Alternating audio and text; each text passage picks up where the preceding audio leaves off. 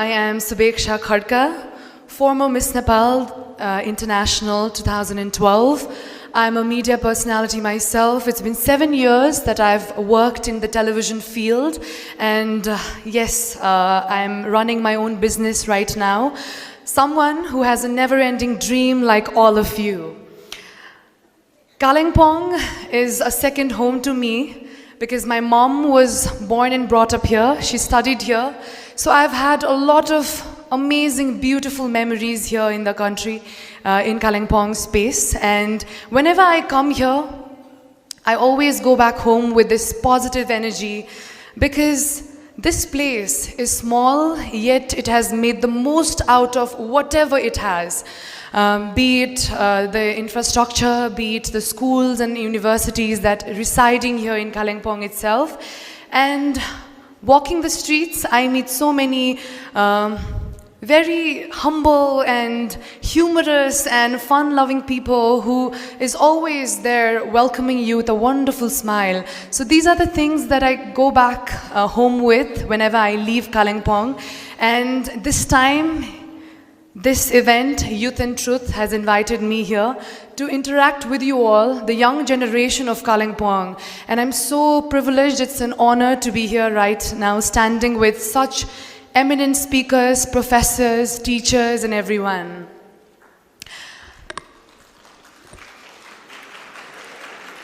To students, most importantly, what I would like to say is, I started my journey at a very tender age of 17.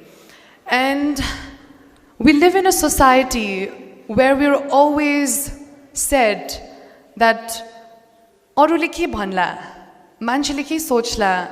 We're always there trying to impress others. But to all the girls and boys out here, I would like to tell you all, what do you like? Have you ever thought about it? We're always worried how to impress our friend, how to impress our girlfriends or boyfriends. अरूलाई गर्दाखेरि राम्रो के हुन्छ होला भन्नेतिर हामी एकदमै ध्यान दिन्छौँ. But have we ever thought, what do I really like? What do I want to do? What do I want to give to my society or as an individual? So this is one question I would like everyone to ask yourself. What I'm really good at as an individual, because we hardly think about ourselves, but always contemplating on what others are going to think about us. And when it comes to this particular thought process, social media, everybody has Facebook and Instagram? I am sure everybody does. And we are so hooked to it that more than trying to impress ourselves, because we should never forget that we are our own competition, right? Healthy competition hunu ekdamai jaruri cha. But we should be competitive within ourselves because it's one life that we get. It's one moment that we live.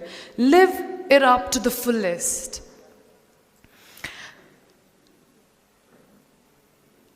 When I was your age, I was this very shy, not so confident, always behind a lot of group of people.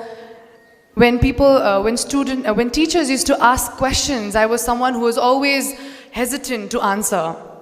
One fine day, one of my teacher, she told me to participate in this tourism Olympiad that happened every year where hundreds of schools participated. And I was one of those students who never really participated in any kind of curriculums. But that was an opportunity that kind of made me realize that I had something to do. And from that particular journey, I always loved stage. I'll share a very short story and then I'll end my speech as well. So I went to the competition. I gave my speech. I had to speak about tourism and how we can develop tourism in the country as a youth. I had practiced, like I had mugged everything that I was supposed to say. I went on the stage, I said everything that the teacher told me to do. And then the time came when the winners were announced. Since I had participated, I thought maybe third ta huncha hola ni ta. Then I had a little hope. Then the MC started announcing the winners. Like third, there was some other college that was announced. Then I was like, second, I'm never going to be placed second because that was the first time I ever stood in front of the stage. Second, there was another college name that was announced. First, I didn't even think of it. And at that particular moment, dear students, a student who was less confident, who was not believing in her own potential, my college name was announced as the first in that particular Tourism Olympiad 2011. And from that moment, I realized we are always trying to be in a very comfortable situation. We always easily say no to things, but have we ever pushed our limits? From that particular moment, I realized we should always put ourselves on an edge. Always challenge yourself. Since that Olympiad, I got a gold medal. It's been a journey that I've put forward on stage. And from that journey until now, I've always been on stage. I've loved stage. I've loved this microphone. And this is what helps me live my life, my survival way. And that's how I realized my potential.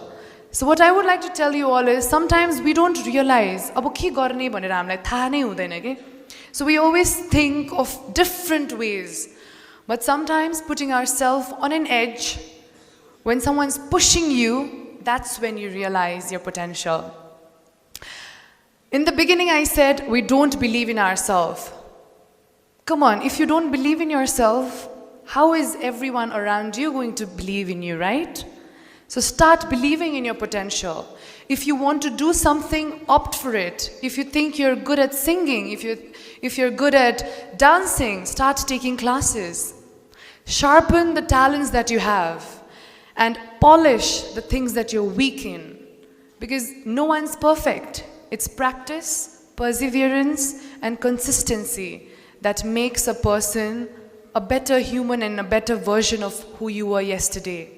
So this journey of grade 11 and 12, you're nurtured by your teacher. You're taken care of. Every small thing is looked at, right?